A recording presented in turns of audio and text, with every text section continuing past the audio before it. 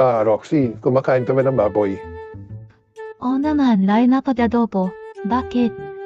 Kasi minsan baboy ako eh. Ganun ba? Send mo address mo.